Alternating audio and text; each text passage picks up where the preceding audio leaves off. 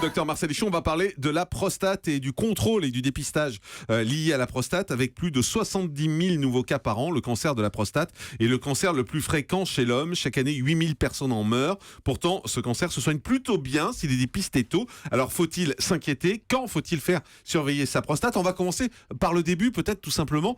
La prostate, qu'est-ce que c'est et à quoi ça sert? Alors, la prostate est un organe génital qui se trouve sous la vessie et qui entoure l'urètre, c'est-à-dire que le conduit par lequel on urine et par lequel aussi on évacue le sperme.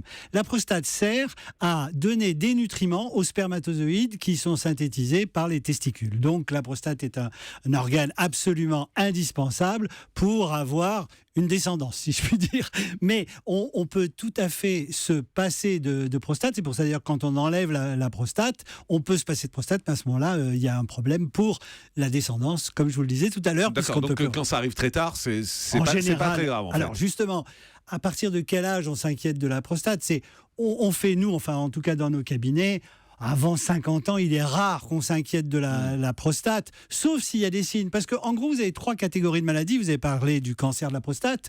Il y a une autre maladie qui est très connue, qui est l'adénome de la prostate. Vous savez, c'est tous les gens qui se lèvent la nuit et qui ont une prostate un peu grosse, qui appuient sur la vessie, qui les font uriner. C'est ça le gros, quand vous dites « j'ai la prostate », quand les gens vous disent « j'ai la prostate », c'est ça. La prostate, c'est un organe qui pèse environ 20-25 grammes. Ah oui, c'est tout petit. C'est tout petit, mais c'est comme une châtaigne. C'est à peu près voilà, la dimension.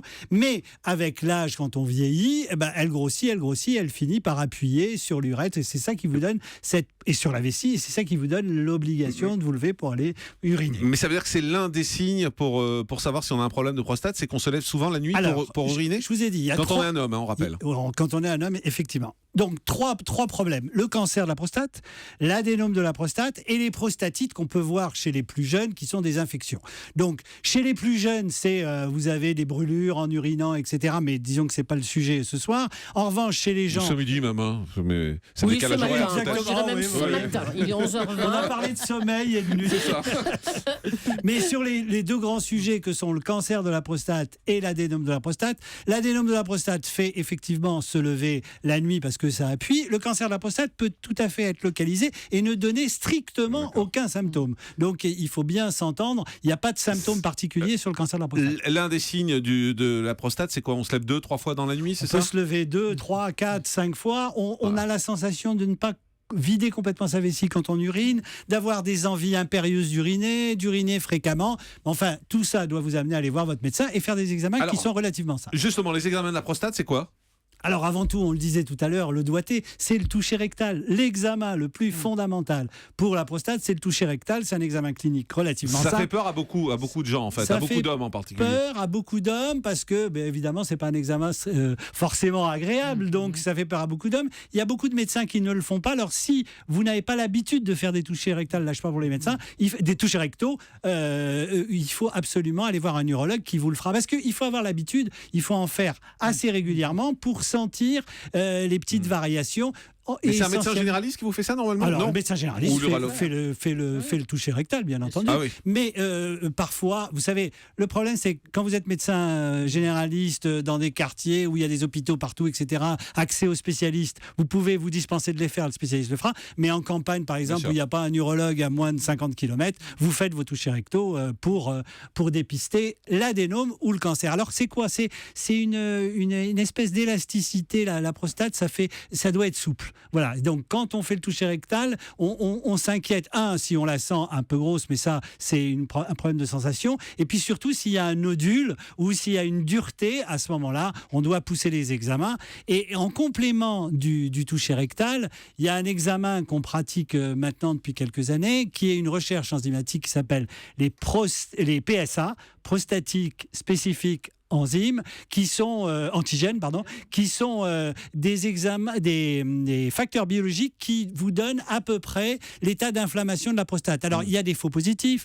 des faux négatifs, mais enfin en tout cas c'est un examen qui permet de dépister et de voir l'évolution. Et ça se trouve dans le sang, hein, c'est ça? On ça mesure dans le sang. On fait cet examen biologique. Juste pour terminer sur le toucher rectal, c'est douloureux ou pas? A priori, ça ne doit pas être douloureux. Y a pas de... Si vous avez une douleur au moment de la prostate, c'est que la prostate est au toucher rectal, c'est que la prostate est inflammée. Mais sinon, c'est absolument pas douloureux et c'est un examen qu'on fait assez couramment. Les pathologies de la prostate, c'est quoi ? Alors, les pathologies, comme je vous disais, les prostatites chez le sucé jeune, c'est-à-dire les infections parfois par infection génitale ou infection urinaire. Chez le sujet âgé, c'est les deux principales maladies sont l'adénome, donc ce vieillissement de la prostate qui grossit et qui vous donne des difficultés à uriner, et le cancer de la prostate, qui est un cancer, rappelons-le, qui évolue extrêmement lentement et au début n'est pas matérialisé d'aucune façon. Donc, il y a tout un débat pour savoir quand est-ce qu'il faut faire ces examens, est-ce qu'il faut les faire régulièrement, etc. Parce qu'il y a des faux positifs, on en parlait tout à l'heure avec le professeur François Forette. Cela étant, il vaut mieux le savoir parce qu'il ne faut pas passer non plus à côté de cancers évolués, ça arrive. Vous arrivez chez des gens qui n'ont jamais fait d'examen et qui ont des cancers évolués de la prostate, et comme on a quand même des traitements qui fonctionnent, il vaut mieux avoir le diagnostic le plus tôt possible. Un mot sur l'hérédité, on dit souvent que c'est héréditaire. Les problèmes de prostate ? C'est-à-dire que quand vous avez effectivement une hérédité, il y a toujours des facteurs héréditaires, des prédispositions génétiques. Bon, et quand on interroge nos patients, on leur demande si leurs parents, leurs pères ont eu des problèmes. C'est un facteur important ? C'est un des facteurs, c'est pas un facteur principal.